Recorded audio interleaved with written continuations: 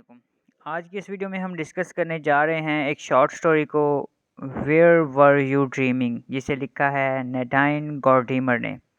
नैडाइन Gordimer के बारे में डिस्कस करते हैं तो ये एक साउथ अफ्रीकन राइटर और पॉलिटिकल एक्टिविस्ट थी। उनको 1991 में एक लिटरेचर में नोबेल प्राइज़ से नवाजा गया। उनकी राइटिंग ने दूसरों को बहुत ज़्यादा इन्फ्लुएंस किया। ये 20 नवंबर 1923 को साउथ अफ्रीका में पैदा हुई। उनके वालिदैन जूइश इमिग्रेंट्स थे। उनके वालिद जो थे वो लेटेरिया से थे। उनके वालदा इंग्लैंड से थी। ये जब सिर्फ 9 साल की थी तब से उन्होंने लिखने का आगाज़ किया और सिर्फ 15 साल की उम्र में उनका पहला वर्क पब्लिश हो गया।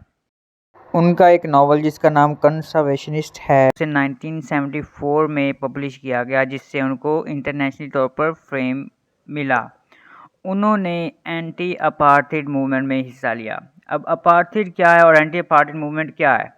अपार्थाइड मूवमेंट एक ऐसी मूवमेंट, ये एक सिस्टम था जिसे ब्रिटिश ने अफ्रीकन के अंदर जो है वो इस्टेब्लिश किया, जिसका मकसद जो है वो अफ्रीका के लोगों को जो है वो डिस्क्रिमिनेट करना है, उनको इन्फीरियर शो करवाना था, जिसमें जॉब अपॉर्चुनिटीज़ और हेल्थ केयर के तमाम मौके जो हैं वो जस्ट उनको ब्रिटिश थे और जो उन पे जो सुपीरियर थे सिर्फ उनको दिए गए। और जो अफ्रीकन के लोग थे, जो ब्लैक थे, उनको रेसिज्म के थ्रू डिस्क्रिमिनेशन को फेस करना पड़ा।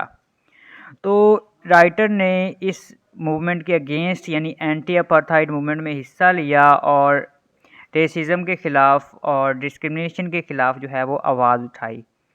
और इन्होंने इसके ख़िलाफ़ कई बुक्स भी लिखी और उनकी कई बुक्स को पब्लिश भी किया गया। उनके वर्क्स की बात की जाए तो उनके वर्क्स में शॉर्ट स्टोरीज़, ऐसे और नॉवेल्स शामिल हैं। उन्होंने और उनका बेसिकली मकसद जो था वो उस टाइम पे जो रेसिज्म के थीम को हाईलाइट करना था और लोगों के अंदर जो है वो इक्वालिटी को और इक्वालिटी के जो है वो आइडिया को उजागर करना था। उन्होंने अपने तमाम शॉर्ट स्टोरी और नॉवेल्स और एसेस के ज़रिए यही पैगाम देने की कोशिश की है और ब्रिटिश की सुपीरियॉरिटी और ब्लैक की इन्फीरियॉरिटी को हाईलाइट किया है और लोगों के अंदर जो है वो ये शऊर पैदा करने की कोशिश किया है। उनकी स्टोरी का प्रॉपर थीम नहीं होता, जस्ट उनकी स्टोरीज़ के थ्रू हमें ब्लैक की इन्फीरियॉरिटी और कम्प्लेक्स और इसके अलावा हमें रेसिज्म के एलिमेंट देखने को मिलते हैं। उन्होंने 1960 से 1970 के दरमियान बहुत से नावल लिखे जिनका मकसद अपार्थाइड के ख़िलाफ़ वर्जी था। अपार्थाइड की आपको समझ आ गई होगी कि अपार्थाइड का क्या मतलब है। ये एक सिस्टम था जिसमें ब्रिटिश की सुपीरियॉरिटी को दिखाया गया था और तमाम की तमाम जॉब अपॉर्चुनिटीज़ जो थी वो सिर्फ ब्रिटिश के पास थी, यानी कि वो ख़ुद को एक मालिक के तौर पर लेके चलते थे और जो ब्लैक थे वो उनको स्लेव समझा जाता था। उनकी स्टोरीज़ का ज़्यादातर फोकस इंडिविजुअल्स थी। उनके वर्क में हमें साउथ अफ्रीका की डेवलपमेंट की एक इमेजरी जो है वो देखने को मिलती है। उनको 1991 में लिटरेचर में नोबेल प्राइज़ से नवाजा गया। तो ये था उनका एक ब्रीफ सा बैकग्राउंड, जिसमें हमने जो है वो उनकी पर्सनल लाइफ से लेकर उनका काम करने के स्टाइल को देखा और इसके अलावा हमने एक अपार्थाइड मूवमेंट को भी डिस्कस किया। तो उनके इम्पोर्टेंट वर्क्स, वैसे तो उन्होंने बहुत से वर्क्स लिखे, लेकिन उनमें से जो चंद एक इम्पोर्टेंट है मैं उनको डिस्कस करता जाऊँगा।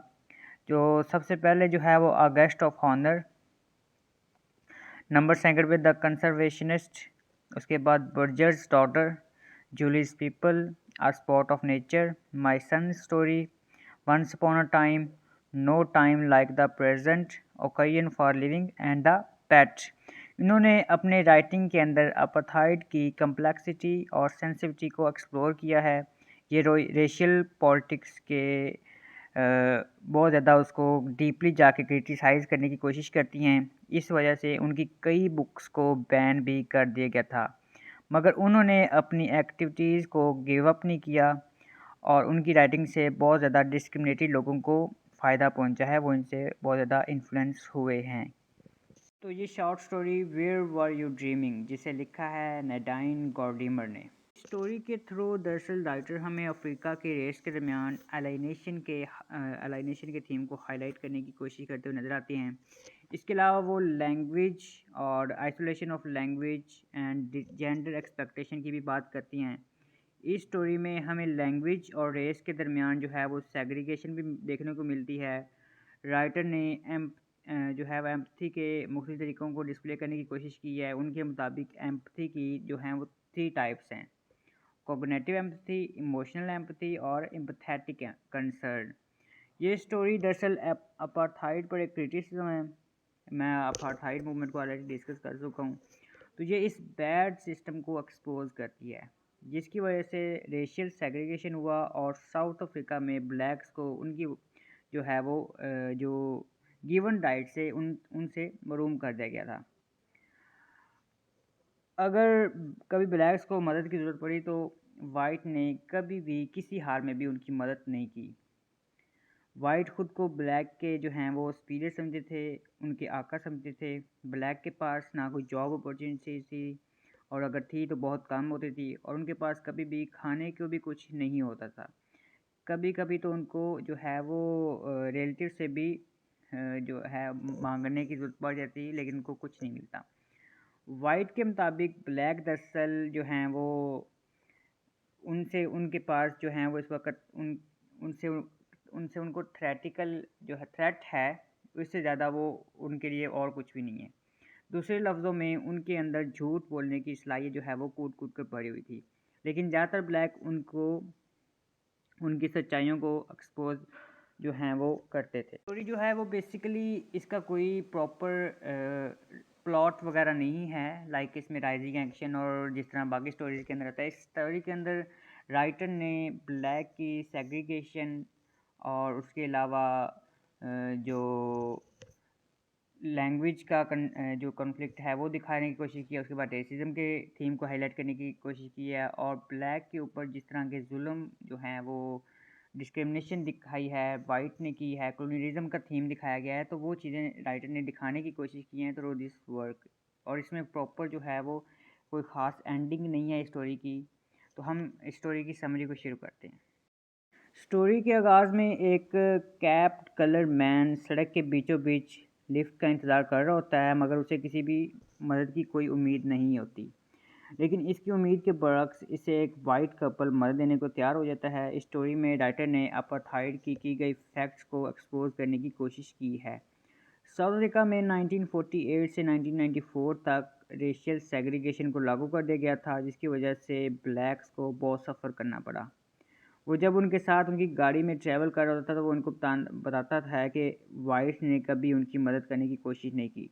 लेकिन इसकी एक वजह ये भी है कि ज़्यादातर जो वाइट्स हैं वो ब्लैक्स को मार देते हैं, कि ये मतलब उनको ब्लैक्स को देख के यही लगता है कि ये या तो चोर हो सकता है और या कोई इनसे लूटने वाला हो सकता है, तो चोरों के चक्कर में उनको मार देते हैं।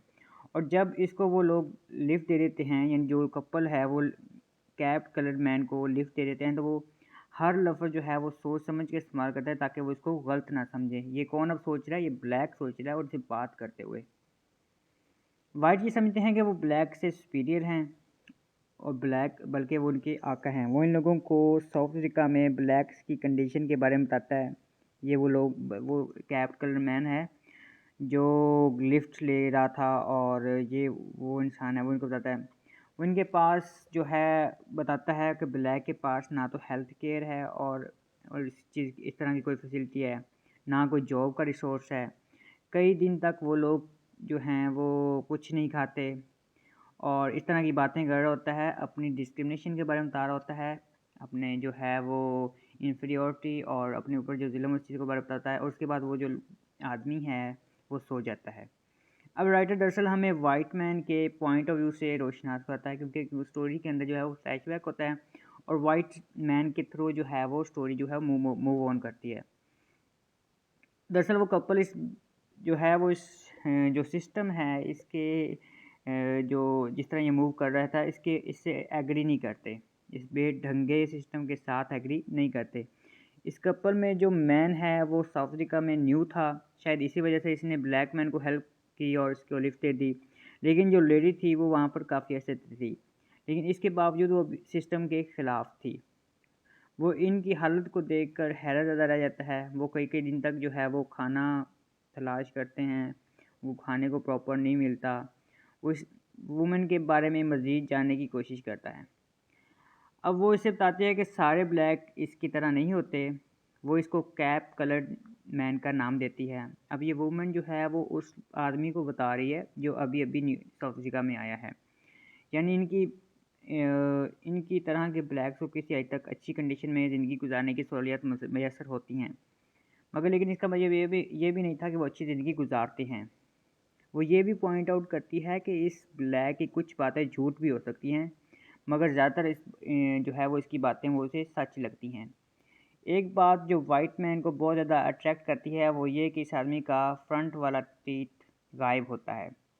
वो इस वो इस वुमन से इसकी वजह दरियाफ्त करता है, तो वो बताती है कि इस वक्त और जो है वो इंटरकोर्स के लिए इस दांत को हटाने की जो है वो ट्रेंड समझा जाता है। इस किस्म की करैक्टरिस्टिक्स इस वक्त प्रोस्टिट्यूट में बहुत ज़्यादा देखी जाती है। इस वक्त ब्लैक जो है वो इस तरह के काम करते हैं टू अर्न मनी और to earn something for food. इसके बाद राइटर ये बताती है कि वो आदमी अपनी डेस्टिनेशन तक जो पहुंच जाता है, तो वो लोग जो हैं वो कपल जो है वो उसको कुछ पैसे देते हैं, लेकिन इसके बावजूद इस वुमन में किसी हद तक जो है वो स्टीरियोटाइप पाया जाता है। क्योंकि जब वो आदमी जाने लगता है तो वो इससे मुखातब होती है कि at last it's Sunday and bars are not open. यानी वो इस इंसान को इसके रेस के मुताबिक जज कर रही है। इन शॉर्ट इस वर्क में राइटर ने इस वक्त के ब्लैक की कंडीशन को एक्सप्लोर करने की कोशिश की है और वाइट्स को एक्सपोज करने की कोशिश की है। तो यहाँ पे ये स्टोरी जो है वो एंड हो जाती है जब वो उसको बाहर पे छोड़ते हैं। तो बेसिकली अगर देखा जाए तो इसमें स्टोरी की प्रॉपर एंडिंग नहीं है। इस स्टोरी के अंदर राइटर ने हमें ब्लैक के पॉइंट ऑफ व्यू से भी अफ्रीका की डिस्क्रिमिनेशन को दिखाने की कोशिश की है और वाइट के पॉइंट ऑफ व्यू से भी अफ्रीका के अंदर जो कॉलोनाइजेशन हो रही है उसको एक्सपोज करने की कोशिश की है। हमें अपार्थाइड मूवमेंट का बताया भी है और एंटी अपार्थाइड मूवमेंट का भी बताया है। तो अब हम बढ़ते हैं इस स्टोरी के एनालिसिस की तरफ। इस शॉर्ट स्टोरी में राइटर ने रेशियल सेग्रीगेशन के सिस्टम को क्रिटिसाइज़ करने की कोशिश की है। इस सिस्टम की वजह से साउथ अफ्रीका में ब्लैक बहुत ज़्यादा ऑपरेशन का शिकार हुए पड़े हैं होते हैं। इन जो है वो सेग्रीगेशन का मकसद गोरों का खुद को सुपीरियर दिखाना और ब्लैक को डिस्क्रिमिनेट करना है। बेसिकली जो राइटर है वो खुद उस कम्युनिटी से बिलोंग करती है और अफ्रीका के कॉलोनिज़म के जो तमाम राइटर हैं वो अपनी वर्क्स के अंदर जो है वो अफ्रीकन कॉलोनाइजेशन को डिस्कस करते हैं और अपनी जो है वो डिस्क्रिमिनेशंस और रेसिज्म और इन तमाम थीम्स को हाईलाइट करते हुए डिस्कस करते हैं, जिनमें वो अपनी इन्फीरियॉरिटी और वाइट्स की सुपीरियॉरिटी को डिस्कस करते हुए इक्वालिटी की डिमांड करते हैं। इस जो है वो अनएथिकल सिस्टम को 1948 से 1994 के दरमियान साउथ अफ्रीका में नाफज किया गया था। इस वक्त साउथ अफ्रीका में ब्लैक्स की तादाद जो है वो ज़्यादा थी और वाइट्स की तादाद कम थी, मगर इसके बावजूद उनकी वैल्यू सिर्फ सर्वेंट की थी, जिनकी ब्लैक्स की। तो मुल्क का कंट्रोल जो है वो वाइट्स ने संभाल लिया, अपने हाथों में ले लिया। जब वो लोग आए थे तो ये कह के आए थे कि हम सिविलाइज्ड करने आए हैं, लोगों को जो है वो एजुकेट करने आए हैं, लेकिन आहिस्ता आहिस्ता उन्होंने वो पूरे अफ्रीका का कंट्रोल खुद संभाल लिया और वहाँ पे आके सुपीरियर बन गए और लोगों को महकूम कर लिया अपना। जिस तरह ये लोग जो है वो बड़े सगीर से आए थे और ईस्ट इंडिया कंपनी के नाम से आए थे और यहाँ पे आके उन्होंने हुकूमत संभाल ली और वहाँ के लोगों को अपना जो है वो ग़ुलाम बना लिया और उनको वहाँ पे लोगों को जॉब अपॉर्चुनिटीज़ और सब कुछ ले लिया। तो जहाँ same as it is Africa के अंदर भी, क्योंकि ब्रिटिश थे तो उन्होंने आके अपना रोल संभाला और लोगों को अपना इन्फ्लुएंसर बनाया और सेम एज़ इट इज़ इनकी जॉब अपॉर्चुनिटीज़ ले ली गई और वो लोग जो हैं वो काफ़ी सफ़र करते थे और कई कई दिन भूखा भी रहना पड़ता था और इस केस में भी वो अपनी फैमिली से बहुत दूर रहते थे। इनके पास हेल्थ केयर की कोई फैसिलिटीज़ नहीं थी और अगर इन्हें किसी की मदद की ज़रूरत पड़ती थी तो कोई भी मदद करने वाला नहीं होता था। स्टोरी में शुरू में कैप कलरमैन सोचता है कि हमेशा की तरह आज भी शायद इसकी मदद करने वाला कोई नहीं है। यहाँ पे हमें पेसिमिज़म का थीम भी देखने को मिलता है कि उसे उम्मीद नहीं होती, लेकिन बाद में कहीं से भी जो है वो उसकी उम्मीद जो है वो जो उसको उम्मीद नहीं होती वो हो जाता है, उसको एक मदद मिल जाती है, वो भी वाइट से। मगर इसकी सोच के बरक्स जो है वो एक वाइट कपल इसकी मदद करने को तैयार हो जाता है, और शायद इसलिए कि इस कपल में वो मैन था वो इस कंट्री में नया था, और शायद इसकी सोच जो है वो दूसरे वाइट पीपल से उन जैसी नहीं थी, उनसे डिफरेंट थी। और वो वुमेन उन ट्रेडिशंस यानी कि जो वाइट पीपल की ट्रेडिशन थी, उनके जो कल्चर थे, उनसे हट कर थी, मगर उसके अंदर जो है वो प्रेजुडिस स्टिल पाया जाता था। ये हमें स्टोरी के आखिर में देखने को मिलता है, जब वो इस ब्लैक को उसके जो है वो उसकी अपीयरेंस से, उसकी कलर से पहचान कर कहती है कि शायद ये कोई बार में काम करने वाला है, तो शुक्र है आज बार बंद। तो यहाँ पे वो इस आदमी को इसकी रेस की वजह से जज कर रही है। अगर वो ब्लैक है तो वो क्लब में काम, इसने यही अंदाजा कि क्लब का मालिक तो हो नहीं सकता, तो क्लब में काम करने वाला ही होगा। एक तो उन्होंने उनसे जॉब की सैलरी छीन ली थी, और दूसरा वो उनको जो है वो क्रिटिसाइज भी करते थे। वाइट मैन के मुताबिक ब्लैक के अंदर जो है वो टैलेंट का नामो निशान नहीं था, वो कोई भी हाई लेवल की जॉब नहीं कर सकते थे, वो एक निचली रेस से तल्लुक़ होते थे, इसलिए वो लो स्टैंडर्ड ज़िंदगी डिज़र्व करते थे। इसके बाद राइटर इस वक्त के ब्लैक्स की मिजरेबल हालत को बताने के लिए बताते हैं, और इस वक्त की एक ट्रेंड को इस्तेमाल करते हैं। इस वक्त ये रिवाज था कि लोग ओरल सेक्स की वजह से जो है वो अपना आगे वाला जो दांत है वो हटा देते थे, और ये ज़्यादातर प्रोस्टिट्यूट में जो है वो पाया जाता था ये बात। इस ब्लैक का भी आगे वाला दांत जो है वो रिमूव था। इस चीज़ को राइटर ने इसके पैसे के साथ मुंसलिक करने की कोशिश की है कि वो लोग भूख की वजह से ऐसा काम करने के लिए भी तैयार हो जाते थे। इन शॉर्ट ये शॉर्ट स्टोरी जो है इस वक्त की स्टीरियोटाइप्स को एक्सप्लोर करने में अहम किरदार अदा करती है। शॉर्ट स्टोरी के अंदर अगर हम थीम की बात करें तो कोई भी राइटर जब जो है वो जब लिखता है तो उसकी राइटिंग उस दौर के एक आईना होती है, और ये वर्क दरअसल राइटर के वक्त में होने वाले रेशियल सेग्रीगेशन को रिफ्लेक्ट करता है। 1948 से 1994 के दरमियान जो है अपार्थाइड मूवमेंट आई, और इसके मुताबिक ब्लैक को डिस्क्रिमिनेट किया गया और गोरों को सुपीरियर करार दे दिया गया, क्योंकि वो लोग अपने आप को सिविलाइज समझे थे, और गोरों जो ब्लैक थे वो खुद को उनके अंदर जो है वो एक एहसास कमतरी थी। ठीक है, तो इसके बना पर वो खुद को भी वही समझते थे, और ये लोग जो हैं उन्हें इन्फीरियर करा देते थे। और साउथ अफ्रीका में ब्लैक की तादाद ज़्यादा थी, जबकि गोरों की तादाद कम थी, मगर इसके बावजूद जो है वो वाइट पीपल ने मुल्क का कंट्रोल अपने हाथों में ले लिया, और ब्लैक से उनकी ज़िंदगी की बुनियादी ज़रूरियात तक छीन ली। वो लोग कई दिन तक अपने पेट की रिज़्क़ के लिए रिज़्क़ के असूल के लिए अपने ख़ानदान वालों से भी दूर रहते थे। उसके बाद दूसरा जो थीम इम्पोर्टेंट मुझे नज़र आता है वो ये हो सकता है कि does poverty lead to prostitution. ये शॉर्ट स्टोरी अपने आप में एक बहुत बड़ा सवाल है कि क्या गुर्बत इतनी बड़ी फोर्स है कि वो इंसान को इसके जिस्म तक सेल करने पर मजबूर कर देती है। इस शॉर्ट स्टोरी में ज़्यादातर ब्लैक्स जिनका पहले वाले टीथ रिमूव होता था, उससे यही एक्सपेक्ट किया जाता है कि वो प्रोस्टिट्यूट हैं। गोरे स्टीरियोटाइप को इससे एसोसिएट करते हैं। इस वक्त ओरल सेक्स के मुअज़्ज़ज़ असरात से बचने के लिए फ्रंट टीथ को रिमूव कर दिया जाता था, ताकि बीमारी से बचाया जा सके और प्लेयर को पूरा मिल सके, और ये काम ज़्यादातर प्रोस्टिट्यूट करती थी। चूँकि उस आदमी का फ्रंट टीथ मौजूद नहीं था, तो उसकी रेस की बिना पर उसको जो है वो जब वो आदमी पूछता है कि इसका फ्रंट टीथ नहीं है, चाहे जो भी वजह थी, लेकिन उनके अंदर ये प्रेजुडाइज था और ये सब कुछ था, तो इस बिना पर उन्होंने ये समझ लिया कि ये वो भी उसी चीज़ से बिलोंग करता है। उसके बाद जो नेक्स्ट थीम है वो expectation from the opposite race.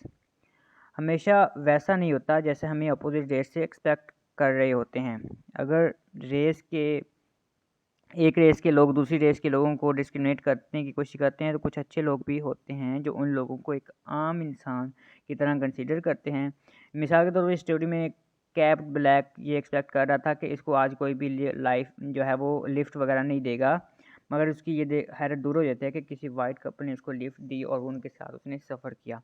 तो ये थी आज की हमारी स्टोरी, जिसके अंदर हमने जो है वो ब्लैक मैन की डिस्क्रिमिनेशन को देखते हुए कैप्ड मैन की स्टोरी को देखा, और किस तरह जो है वो हमने तमाम इम्पोर्टेंट थीम्स को भी डिस्कस किया है, इसको एनालाइज किया।